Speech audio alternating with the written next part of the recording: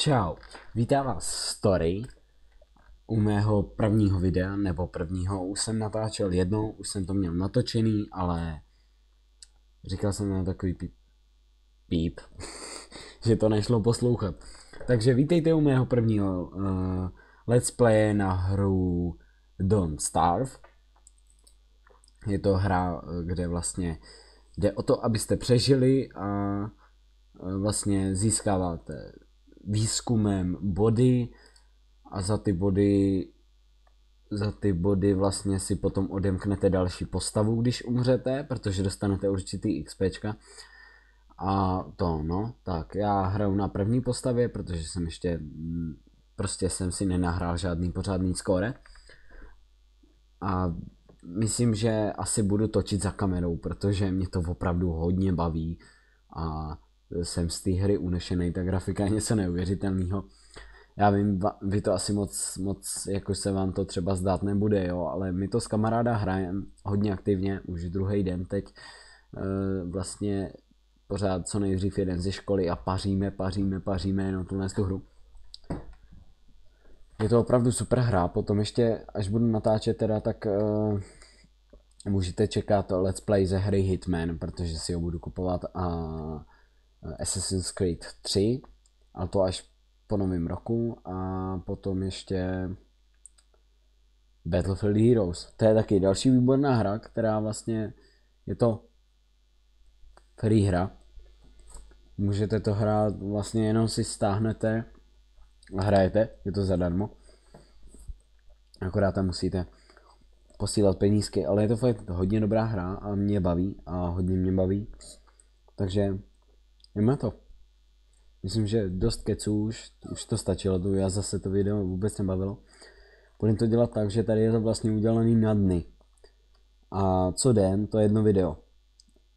Takže tak no. A chcete jít na to? Asi jo. Takže jdem. Mám stlumený zvuk.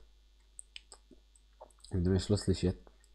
Protože by potom nemuseli jít slyšet mě. A takže první, co uděláme, tak si asi pozbíráme trávu, potom tohle. Potom jídlo si vezmeme, protože vlastně umřít tady můžete na tmu, na jídlo, a když vás zabije nějaká příšera. Příšery jsou tady takový, že pavouci, potom jsou tady prasata zdivočelí, nebo oni mají svoji vesnici, oni potom nějaký zdivočí, když se o nich nebudete starat. A to, no, takže tak.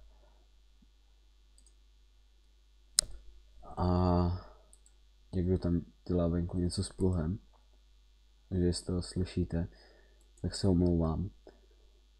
A jo, takže vezmeme si tady ty stromečky, potom tady ty bobule a další bobule. No, už se opravdu těším na ten let's play z Hitmana, protože dělal jsem se na pár videí o tom, recenze a tedy takový prostě blbosti a jakože fakt super hra. Jinak jak vidíte, toho panáčka je fakt úžasný, mně se strašně líbí. A tak mu ještě rostou vousy, jo, a ty vousy můžou růst úplně kamkoliv můžou mu prorůst kalhotama, třeba narůst až do dírky, jako ze zadu. Ne, dobrý. To jsou takový kravy, takový pičoviny, kecat nebudu. Pardon. Ale no takže, jo. Jinak. Potom jsem ještě točil s Winrym. Winry.cz je jeho kanál. Určitě se tam podívejte. Je to dobrý let's play, můj hodně dobrý kamarád. Známe se už od školky, jsme opravdu superoví kamarádi a takže tak, no. Takže lajkujte ho, odbírejte ho, všechno dobrý a když už něco špatného, tak prosím tě ne bezhlavý komentáře, jo? To nechci ani rozebírat, to co tam píšou nějací lidi, to je něco neuvěřitelného. Takže tak, beru ještě jídlo. Tak, uděláme si sekeru, to se docela hodí. A krumpáč hned můžeme, tak si uděláme krumpáč. Jo. Tak ale nasekat dříví. jak koukám, tak máme ještě dost času. Jinak videa nebudou nějak dlouhý, budou to 10minutový videa zhruba.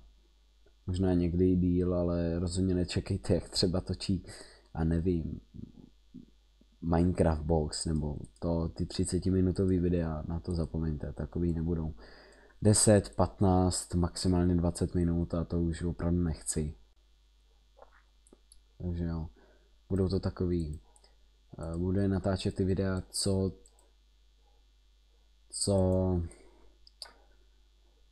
nejčastěji to bude, jenže já nemám moc času, protože vlastně mám různý kroužky nebo kroužky, kroužky to ani nejsou, sport spíš, no, takže to a volný dny moc nemám, no, jakože je to takový, no, ale čas na natáčení si určitě najdu, protože oslovilo mě to opravdu hodně a doufám, že to taky půjde. Já si myslím, že hlas na to mám. Nebo jak se to vezme, no, zase jakože to a ty tady vidím pavoučí hnízdo, ale já si teď dám krumpáč a jdem si pro dřevo, ježiš, já zase milu blbosti, pro kameně.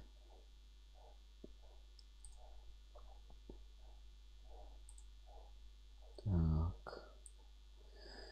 A jdeme teda pro ty kameně, teď ještě nějaký musíme najít, tak se podíváme do mapy. Jejda, tak to není blízko, ale tak nějak se tam vydáme.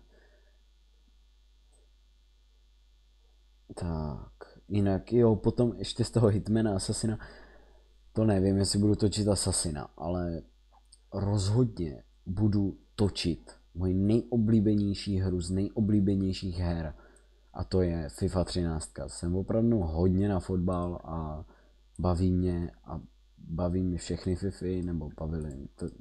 Ty dřívější jsem ani nehrál, ale teď začal jsem u 11 vlastně, tu jsem hrál u kamaráda, tak se mi to zalíbilo, že jsem začal hrát 12. A ta mě taky velice bavila. Akorát tam byly nějaký, no, nevychytávky prostě, tak ve 13 se to upravilo. Podle mě to bude superová hra a prostě to, takže koho baví FIFA, tak dejte like a můžete se na ní těšit, odbírejte. A to, jak se dívám, tak už za chvilku bude muset končit, takže vlastně začne nový den, tak, nebo ne, začne noc, tak to ukončím. Jo, takže lajkujte, odbírejte, komentujte, zkuste lepší komentáře. Mám dobrou náladu a i když budete hejtovat, je to prostě ukradený. Musíte prostě, dáme takový challenge, jo? Musíte přelajkovat hejtry. Tak a už začíná noc. A je trepka, jo. Ještě si uděláme lopatu. Ne, sekeru teď potřebujeme. Že tak. Takže čau. Uvidíme se u příštího videa. Doufám, že bude stát za to. Tohle video. Uvidíme se u příštího videa. Jak jsem říkal, lajkujte, odbírejte, komentujte, prostě všechno. Čau.